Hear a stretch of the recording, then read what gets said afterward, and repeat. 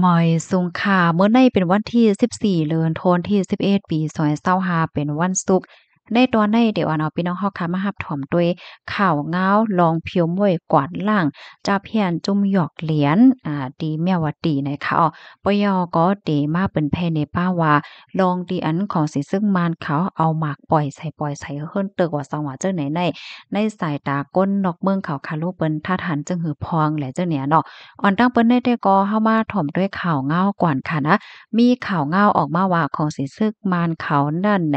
ไล่เฮ็ดลูกก๋วยกว่าเฮิรนตึกจุ่มจะเพียนเขาใน1ปาก90ตีเจ้าในเหย้าในออกเมื่อวันที่10เดือนธันวาคมที่11ปี2025ได้มีข่าวเงาออกมาว่าของสิซึกมานโฮมป้าตังตับไปเหรียญลิ้นปี GF ค่ะก็ไล่ปล่อยหมากใส่เฮิรนตึกเนาะเฮิรนตึกอันเป็นของจุ่ม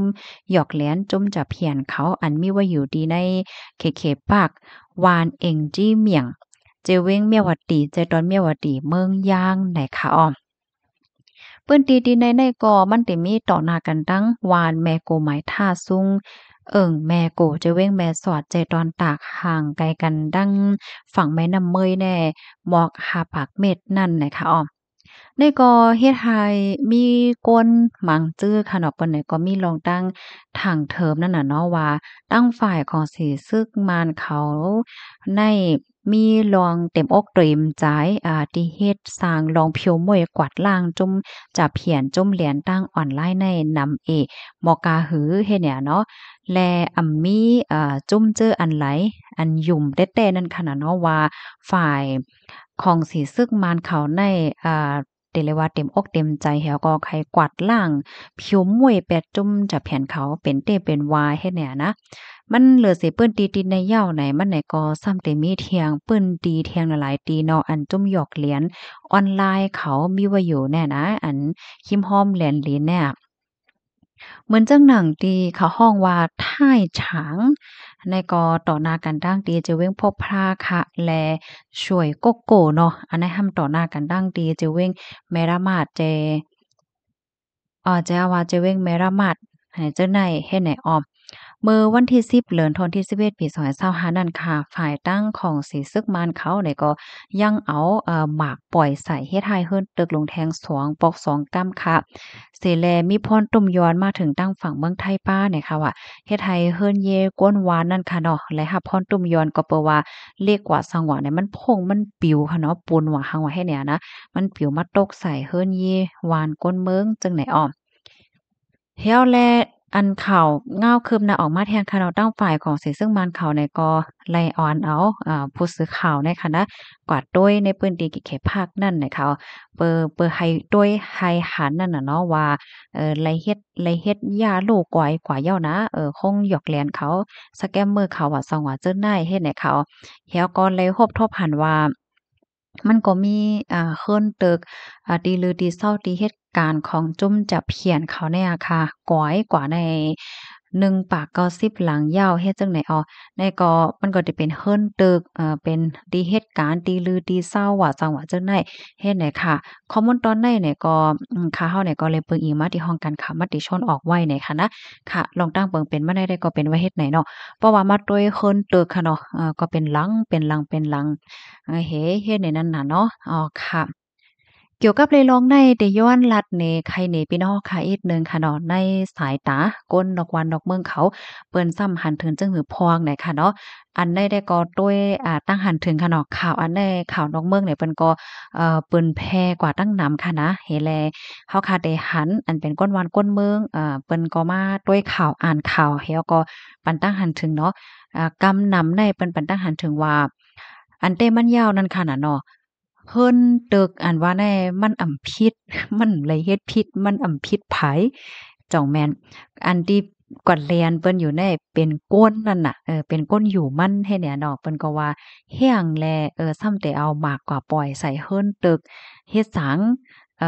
ตาได้ก่อสร้างมาเลยหนึ่งหลังในมันก็อำง่ายเนาะแลใช้จ่ายเงินต้องไรก่อสร้างว่าซังว่าจั่งไหนตั้งหนำตั้งหลายเฮ็ดเนี่ยนะ เขาว่าเฮียงและซ้ำยืดเอาเนาะยืดเอาเสียวก็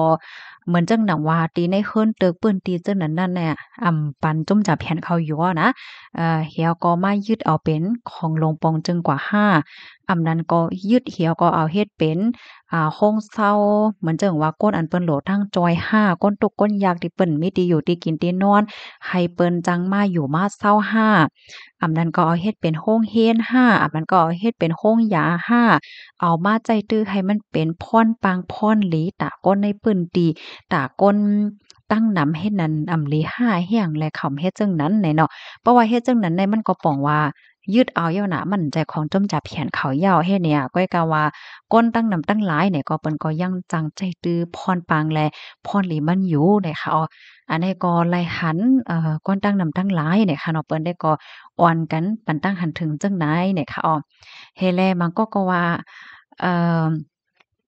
อันตั้งฝ่ายของสิซึ่งมันในใกล้ๆหันเขาเฮ็ดจั่งใดเนาะเหมือนเจิ่งว่าเอาหมากปล่อยสายห้าไฟลุกไหม้ห้าสังห้าใกล้ๆหันจั่งใดเนาะไหนเนาะมันก็เปิ้นก็ว่า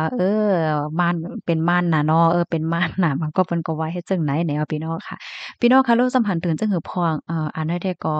ไหลหันก่อนตั้งนำตั้งหลายค่ะเนาะเปิ้นได้ก็ลัดกันจั่งแนวอะ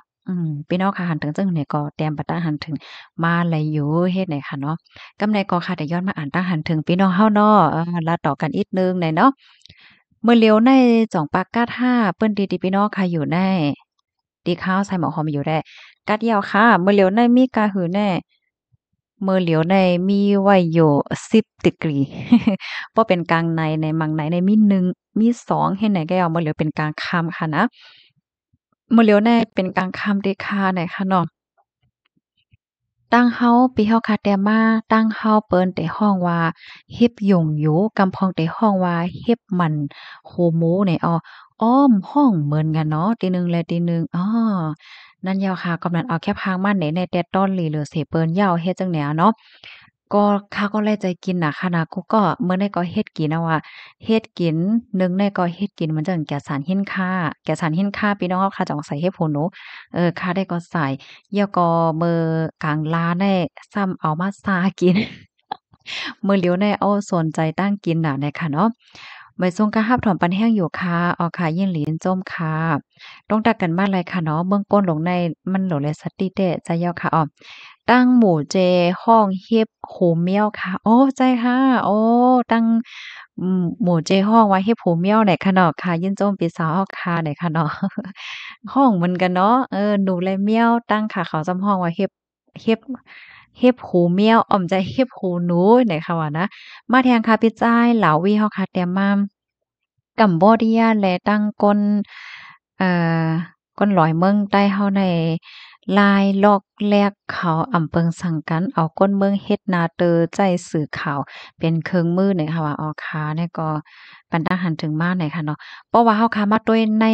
ในข่าวเงาอันเป็นอยู่มื้อเหลียวแน่ค่ะนะเฮาค่ะได้หันเลยว่าสื่อแน่ลำลวงเป้ใจนะพี่น้องค่ะจังฟังด้วยค่ะเหมือนจั่งว่าอันที่เฮาค่ะถ่อมกว่ามื้อไกลเนี่ยค่ะนะเปิ้นก็ว่าสื่ออันไหนออกมาว่าจั่งใดสื่ออันไหนออกมาว่าจั่งใดๆๆแหน่เหมือนจั่งว่าฝ่ายไทยก็สื่อไทยเปิ้นก็ออกเกี่ยวได้ลองตั้งสื่อไทยให้แหน่มแจ่เป็นฮื้อเป็นห้าพ้องให้แหน่ก็นั่นแหละค่ะเนี่ยก็มาเว้าด้วยสื่อเนี่ยมันหลำลวงเตรูไนเฮ็ดเนี่ยนะก็เปิ้นนั่นแหละตีไหลตั้งไหลเส็มว่าค่ะเนาะโกปากกฝ่ายเพราะว่ามันมีรองก้องเกี่ยวกันมีสื่อนำๆเนี่ยมันก็เป็นหน้าเป็นตาตอนตาคือเฮาหนังเก่านะจังว่านั้นค่ะก็เบิ่งหังแหน่บางป้อมบางไรเนี่ยเปิ้นหลงปืนแผ่ออกว่าที่จริงน่ะปืนแผ่นำกะฮือลีกันนานนะตัวอย่างเปิงแต้งมันน่ะมันจั่งติเมืองไทยนี่แหละเนาะเฮาว่าทางฝ่ายแคมโบเดียเนี่ยยื้อมาทางฝ่ายไทยอ่อนตั้งเนี่ยเปิ้นก็ลาๆๆติ๊กๆเฮ็ดเนี่ยเนาะก็แม้ทางฝ่ายแคมโบเดียก็ว่าไทยเขายื้อมาอ่อนตั้งเนี่ยมันเป็นเฮ็ดไหนคะเนี่ยนะพ่องย่ามมาแล้วแหน่กำนั้นแล้วเฮาค่ะได้หันเลยว่าสื่อเนี่ยก็ลำลองเต้หนังเก่าคายเฮ็ดแหน่เนาะ ข้าวใส่หมอหอมก็มีเยื่องอ้านค่ะนะก็คล้ายๆสื่อใต้เฮาคาเฮอเฮิงเคินย้ายเนาะก็นั้นนะคะเฮาคาเนี่ยก็ปันเอ็นปันแห้งกันค่ะเนาะสื่อใต้นะเอ่อปันแห้งกันแล้วก็สื่อที่เป็นตั้งการเนี่ยก็เฮาคาก็กึ่งเลยปันแห้งได้แต่เนี่ยค่ะเนาะเนี่ยก็ตั้งหันถึงคาเฮาเนี่ยค่ะนะก็เปิ่หังในเพราะว่ามันเป็นสังเป็นสิ่งมาเนี่ย ขาวเนี่ยมันลำลองหนาเนี่ยค่ะเนาะบ่รู้เปิ้นแพ้ให้เปิ้นฮู้อะสังว่าเฮ็ดเนี่ยเนาะค่ะมาแทงค่ะหมายสงกูก็กูก้นค่ะถ่อมอยู่ที่ไหลพองที่เมืองใหญ่เนาะเมืองใหญ่รับถ่อมปันแห้งอยู่ไหนเนาะค่ะหมายสงกลางในกูก็กูก้นค่ะนะอำเภอสังก็ได้ฮอดถึงมาปลายปีใหม่ยาวเนาะหมายสงกลางในค่ะรับถ่อมค่ะอยู่ตาเสค่ะค่ะยินจมค่ะมาแทงค่ะเนาะต่อเหลียวกัดมาอีดๆยาวค่ะกัดมายาวเนาะก็อย่าลืมร่วมรับด้วยถึงป้ายอยู่ลีค่ะนะ สีต้องฟ้าหังหลีแก้เจ้าว่าหังหลีเป๋ใจอันนี้มันเป็นสายเฮอเลี่ยงอันลูกมาที่ลูกเลียดเฮ็ดไหนคะว่านะมันป่อเหนือหน้าฟ้าเมืองอเมริกาไหนคะเนาะหังหลีหังงามได้แต่อะค่ะบางก็เปิ้นนี่ก็แล้วก็ถ่ายหังถ่ายแคปหังถ่ายวิดีโอกึกปาจอมเฮ็ดไหนคะเนี่ยนะลาซิลได้กัดว่ากัดใจค่ะพี่น้องลาซิลเฮาเป็นเฮอพ้องอยู่ลีกินหวานอยู่ค่ะเนาะมื้อเหลียวก็เลยหันพี่น้องเฮาค่ะจังเลยอยู่ซังเซาหนังกัดเย็นเนี่ยก็เป็นอันหอมจ้มจ้อมเฮ็ดไหนคะเนาะ ค่ะยินจำโกก็ที่รับถอมปันแห้งค่ะย้อนให้อยู่หรือกินหวานในรสเพศกันค่ะเนาะหมายสงค่ะ